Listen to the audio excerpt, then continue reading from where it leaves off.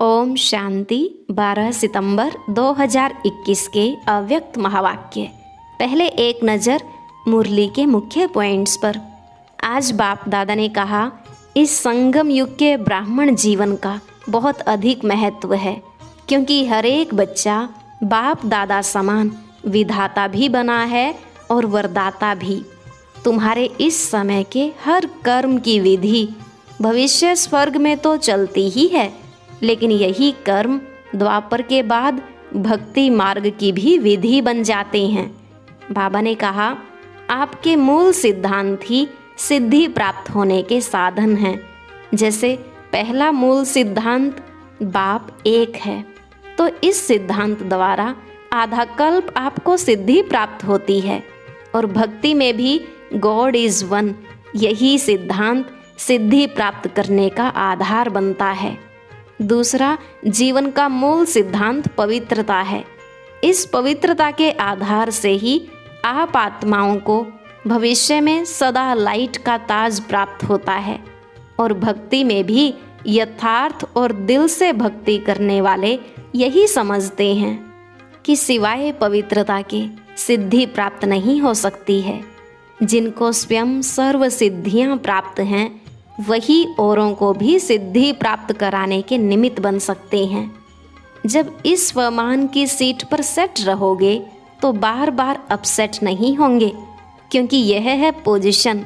अपनी पोजीशन में स्थित रहो तो माया अपोजिशन नहीं करेगी, सदा ही सेफ रहेंगे।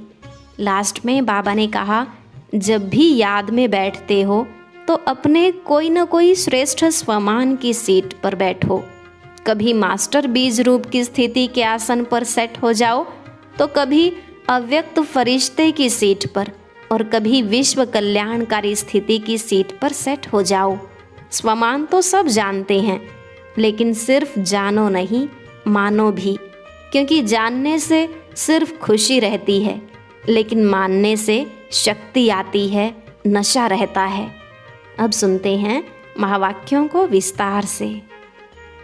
मुरली का सार, याद में रमणीकता लाने की युक्तियाँ। आज विधाता वरदाता बाप दादा अपने मास्टर विधाता वरदाता बच्चों को देख रहे हैं। हर एक बच्चा विधाता भी बने हो तो वरदाता भी बने हो। साथ साथ बाप दादा देख रहे थे कि बच्चों का मर्तबा कितना महान है।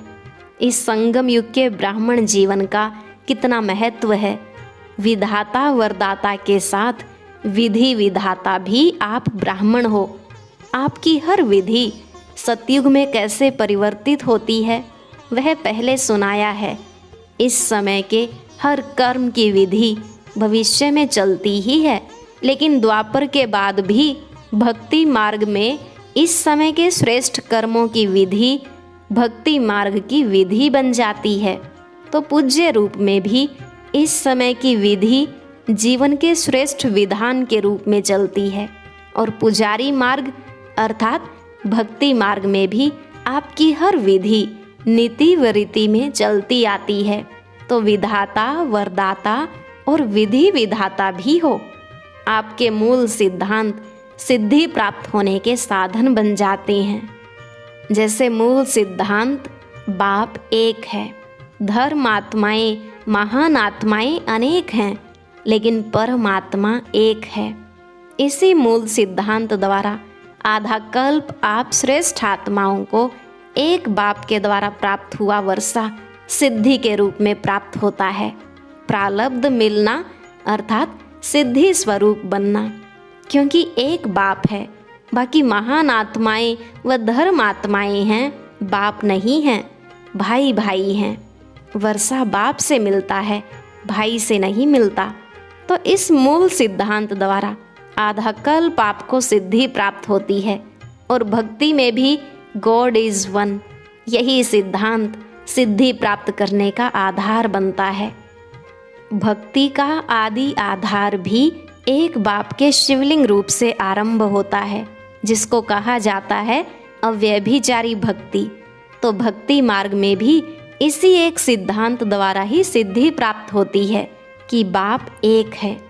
ऐसे जो भी आपके मूल सिद्धांत हैं उस एक एक सिद्धांत द्वारा सिद्धि प्राप्त होती रहती है। जैसे इस जीवन का मूल सिद्धांत पवित्रता है। इस पवित्रता के सिद्धांत द्वारा आप आत्माओं को भविष्य में सिद्धि स्वरूप के रूप में लाइट का ताज सदा ही प्राप्त है, जिसका यादगार रूप डबल ताज दिखाते हैं। और भक्ति में भी जब भी यथार्थ और दिल से भक्ति करेंगे तो पवित्रता के सिद्धांत को मूल आधार समझेंगे और समझते हैं कि सिवाय पवित्रता के भक्ति की सिद्धि प्राप्त नहीं हो सकती है। चाहे अल्प काल के लिए जितना समय भक्ति करते हैं उतना समय ही पवित्रता को अपनाएं, लेकिन पवित्रता ही सिद्धि का साधन है। इस सिद्धांत को अपनाते अवश्य हैं। इसी प्रकार हर एक ज्ञान का सिद्धांत व धारणा का मूल सिद्धांत बुद्धि से सोचो कि हर एक सिद्धांत सिद्धि का साधन कैसे बनता है। यह मनन करने का काम दे रहे हैं। जैसे दृष्टांत सुनाया इसी प्रकार से सोचना, तो आप विधि विधाता भी बनते हो, सिद्धिदाता भी बनते हो। इसलिए आज तक भी जिन भक्तों को जो जो सिद्धि चाहती है वो भिन्न भिन्न देवताओं द्वारा भिन्न भिन्न सिद्धि प्राप्त करने के लिए उन्हीं देवताओं की पूजा करते हैं। तो सिद्धिदाता बाप द्वारा आप भी सिद्धिदाता बनते हो, ऐसे अपने को समझते हो ना। जिनको स्वयं सर्व सिद्धियां प्राप्त हैं वही औरों को भी सिद्धि प्राप्त कराने के निमित्त बन सकते हैं। सिद्धि खराब चीज नहीं है, क्योंकि आपकी रिद्धि सिद्धि नहीं है। रिद्धि सिद्धि जो होती है वह अल्प काल के लिए प्रभावशाली होती है, लेकिन आपकी यथार्थ विधि द्वारा सिद्धि है। ईश्वरीय विधि द्वारा जो सिद्धि प्राप्त होती है वह सिद्धि भी ईश्वरीय सिद्धि है। जैसे ईश्वर अविनाशी है तो ईश्वरीय विधि और सिद्धि भी अविनाशी है। रिद्धि सिद्धि दिखाने वाले स्वयं भी अल्पज्ञ आत्मा हैं, उन्हों की सिद्धि भी अल्पकाल की है, लेकिन आपकी सिद्धि सिद्धांत की विधि द्वारा सिद्धि है। इसलिए आधा कल्प स्वयं सिद्धि स्वरूप बनते हो और आधा कल्प आपके सिद्धांत द्वारा भक्त आत्माएं यथाशक्ति तथा फल की प्राप्ति व सिद्धि की प्राप्ति करते आते हैं, क्योंकि भक्ति की शक्ति भी समय प्रमाण कम होती आती है। सतो प्रधान भक्ति की शक्ति भक्त आत्माओं को सिद्धि की अनुभूति आजकल के भक्तों से ज़्यादा कराती है। इस समय की भक्ति तमो प्रधान होने के कारण न यथार्थ सिद्धांत रहा है न सिद्धि रही है। तो इतना नशा रहता है कि हम कौन हैं, सदा इस श्रेष्ठ स्वमान की स्थिति की सीट पर सेट रहते हो। कितनी ऊंची सीट है। जब इस स्थिति की सीट पर सेट रहते हो तो बार बार अपसेट नहीं होंगे। यह पोजीशन है ना, कितना बड़ा पोजीशन है, विधि विधान सिद्धिदाता। तो जब इस पोजीशन में स्थित होंगे तो माया अपोजिशन नहीं करेगी, सदा ही सेफ रहेंगे। अपसेट होने का कारण ही यह है कि अपनी श्रेष्ठ स्थिति की सीट से साधारण स्थिति में आ जाते हो। याद में रहना व सेवा करना एक साधारण दिनचर्या बन जाती है, लेकिन याद में भी बैठते हो तो अपने कोई न कोई श्रेष्ठ स्वमान की सीट पर बैठो। सिर्फ ऐसे नहीं कि याद के स्थान पर, चाहे योग के कमरे में चाहे बाबा के कमरे में बेड से उतरकर बैठ गए व सारे दिन में जाकर बैठ गए, लेकिन जैसे शरीर को योग्य स्थान देते हो वैसे पहले बुद्धि को स्थिति का स्थान दो। पहले यह चेक करो कि बुद्धि को स्थान ठीक दिया तो ईश्वरीय नशा सीट से स्वतः ही आता है। आजकल भी कुर्सी का नशा कहते हैं ना। आपका तो श्रेष्ठ स्थिति का आसन है। कभी मास्टर बीज रूप की स्थिति के आसन पर सीट पर सेट हो, कभी अव्यक्त फरिश्ते की सीट पर सेट हो, कभी विश्व कल्याणकारी स्थिति की सीट पर सेट हो। ऐसे हर रोज भिन्न भिन्न स्थिति के आसन पर व सीट पर सेट होकर बैठो। अगर किसी को भी सीट सेट नहीं होती है तो हलचल करते हैं ना, कभी ऐसा करेंगे कभी वैसा करेंगे। तो यह बुद्धि भी हलचल में तब आती है जब सीट पर सेट नहीं होते। जानते तो सब हैं कि हम यह हैं। अगर अभी ये पूछें कि आप कौन हैं तो लंबी लिस्ट अच्छी निकल आएगी। लेकिन हर समय जो जानते हो वह अपने को मानो, सिर्फ जानो नहीं मानो, क्योंकि जानने से सूक्ष्म में खुशी तो रहती है, हाँ मैं यह हूँ, लेकिन मानने से शक्ति आती है और मानकर चलने से नशा रहता है। जैसे कोई भी पोजीशन वाले जब सीट पर सेट होते हैं तो खुशी होगी लेकिन शक्ति नहीं होगी। तो जानते हो लेकिन मानकर चलो और बार बार अपने से पूछो, चेक करो कि सीट पर सेट हूँ या साधारण स्थिति में नीचे आ गया। जो औरों को सिद्धि देने वाले हैं वह स्वयं हर संकल्प में, हर कर्म में सिद्धि स्वरूप अवश्य होंगे, दाता होंगे। सिद्धिदाता कभी यह सोच भी नहीं सकते कि जितना पुरुषार्थ करते हैं वह मेहनत करते हैं इतनी सिद्धि दिखाई नहीं देती है। वह जितना याद में अभ्यास करते हैं उतनी सिद्धि नहीं अनुभव होती है। इससे सिद्ध है कि सीट पर सेट होने की विधि यथार्थ नहीं है, रमणीक ज्ञान है। रमणीक अनुभव स्वतः ही सुस्ती को भगा देता है। यह तो कई कहते हैं ना, वैसे नींद नहीं आएगी लेकिन योग में नींद अवश्य आएगी। यह क्यों होता है? ऐसी बात नहीं है कि थकावट है, लेकिन रमणीक रीति से और नेचुरल रूप से बुद्धि को सीट पर सेट नहीं करते हो तो सिर्फ एक रूप से नहीं लेकिन वैरायटी रूप से सेट करो। वही चीज़ अगर वैरायटी रूप से परिवर्तन कर यूज़ करते हैं तो दिल खुश होती है। चाहे बढ़िया चीज़ हो, लेकिन अगर एक ही चीज़ बार बार खाते रहो, देखते रहो तो क्या होगा? ऐसे बीज रूप बनो, लेकिन कभी लाइट हाउस के रूप में, कभी माइट हाउस के रूप में, कभी वृक्ष के ऊपर बीज के रूप में, कभी सृष्टि चक्र के ऊपर टॉप पर खड़े होकर सभी को शक्ति दो। जो भिन्न भिन्न टाइटल मिलते हैं वह रोज भिन्न भिन्न टाइटल अनुभव करो। कभी नूरे रत्न बन बाप के नैनों में समाया हूँ, इस स्वरूप की अनुभूति करो। कभी मस्तक मणि बन, कभी तख्त नशीन बन, भिन्न भिन्न स्वरूपों का अनुभव करो। वैरायटी करो तो रमणीकता आएगी। बाप दादा रोज मुरली में भिन्न भिन्न टाइटल देते हैं। क्यों देते हैं? उसी सीट पर सेट हो जाओ और सिर्फ बीच बीच में चेक करो। पहले भी सुनाया था कि यह भूल जाते हो। 6 घंटे 8 घंटे बीत जाते हैं फिर सोचते हो, इसलिए उदास हो जाते हो कि आधा दिन तो चला गया। नेचुरल अभ्यास हो जाए तभी विधि विधाता व सिद्धिदाता बन विश्व की आत्माओं का कल्याण कर सकेंगे। समझा?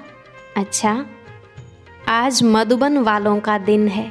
डबल विदेशी अपने समय का चांस दे रहे हैं क्योंकि मधुबन निवासियों को देखकर खुश होते हैं।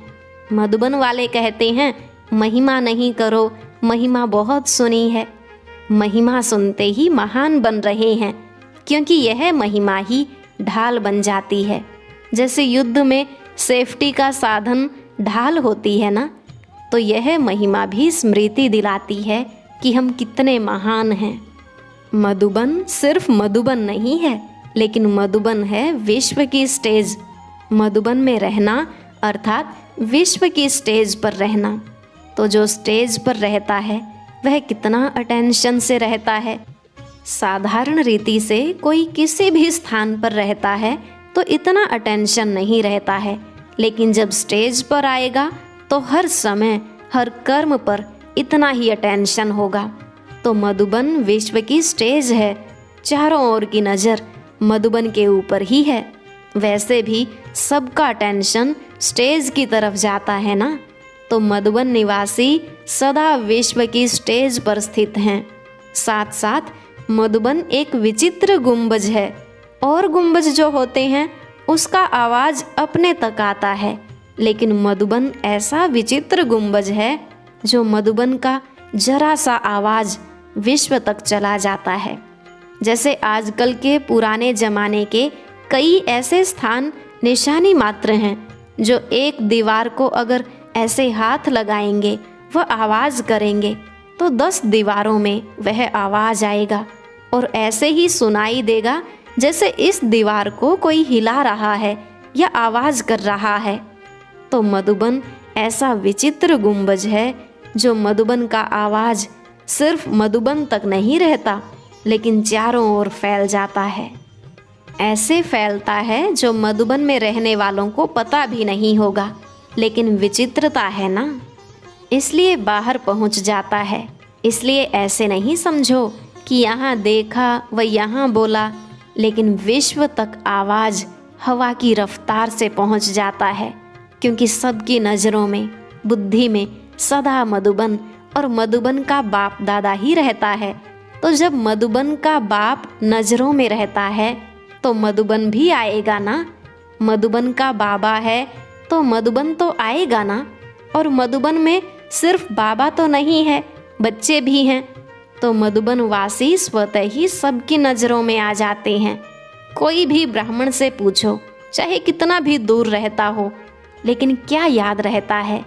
मधुबन और मधुबन का बाबा। तो इतना महत्व है मधुबन वासियों का, समझा? अच्छा, चारों ओर के सर्व सेवा के उमंग उत्साह में रहने वाले, सदा एक बाप के स्नेह में समाये हुए, हर कर्म में श्रेष्ठ विधि द्वारा सिद्धि को अनुभव करने वाले, सदा स्वयं को विश्व के कल्याणकारी अनुभव कर हर संकल्प से, बोल से श्रेष्ठ कल्याण की भावना और श्रेष्ठ कामना से सेवा में बिजी रहने वाले ऐसे बाप समान सदा अथक सेवाधारी बच्चों को बाप दादा का याद प्यार और नमस्ते। रूहानी बच्चों की रूहानी बाप दादा को नमस्ते नमस्ते, गुड मॉर्निंग, शुक्रिया बाबा, शुक्रिया। पर्सनल मुलाकात। पहली बात बाबा ने कही, स्वयं को कर्म योगी श्रेष्ठ आत्मा अनुभव करते हो। कर्म योगी आत्मा सदा कर्म का प्रत्यक्ष फल स्वतः ही अनुभव करती है। प्रत्यक्ष फल खुशी और शक्ति। तो कर्म योगी आत्मा अर्थात प्रत्यक्ष फल खुशी और शक्ति अनुभव करने वाली बाप सदा बच्चों को प्रत्यक्ष फल प्राप्त कराने वाले हैं। अभी अभी कर्म किया, कर्म करते खुशी और शक्ति का अनुभव किया, तो ऐसी कर्म योगी आत्मा हूँ। इसी स्मृति से आगे बढ़ते रहो। दूसरी बात, बेहद की सेवा करने से बेहद की खुशी का स्वतः ही अनुभव होता है ना। बेहद का बाप बेहद का अधिकारी बनाते हैं। बेहद सेवा का फल, बेहद का राज्य भाग्य स्वतः ही प्राप्त होता है। जब बेहद की स्थिति में स्थित होकर सेवा करते हो तो जिन आत्माओं के निमित्त बनते हो उनकी दुआएं स्वतः आत्मा में शक्ति और खुशी की अनुभूति कराती हैं। एक स्थान पर बैठे भी बेहद सेवा का फल मिल रहा है। इस बेहद के नशे से बेहद का खाता जमा करते आगे बढ़ते चलो। आज का वरदान, सेकंड में देह रूपी चोले से न्यारा बन कर्म भोग पर विजय प्राप्त करने वाले सर्वशक्ति संपन्न भव। सेकंड में देह रूपी चोले से न्यारा बन कर्म भोग पर विजय प्राप्त करने वाले सर्वशक्ति संपन्न भव। बाबा ने कहा, जब कर्म भोग का जोर होता है, कर्मेंद्रियां कर्म भोग के वश अपनी तरफ आकर्षित करती हैं, अर्थात जिस समय बहुत दर्द हो रहा हो, ऐसे समय पर कर्म भोग को कर्म योग में परिवर्तन करने वाले, साक्षी हो कर्मेंद्रियों से भोगने वाले ही सर्वशक्ति संपन्न अष्टरत्न विजयी कहलाते हैं। इसके लिए बहुत समय का देह रूपी चोले से न्यारा बनने का अभ्यास हो। यह वस्त्र दुनिया की व माया की आकर्षण में टाइट अर्थात खींचा हुआ न हो, तब सहज उतरेगा। स्लोगन, सर्व का मान प्राप्त करने के लिए निर्माण चित्त बनो। निर्माणता महानता की निशानी है। सर्व का मान प्राप्त करने के लिए निर्माण चित्त बनो। निर्माणता महानता की निशानी है।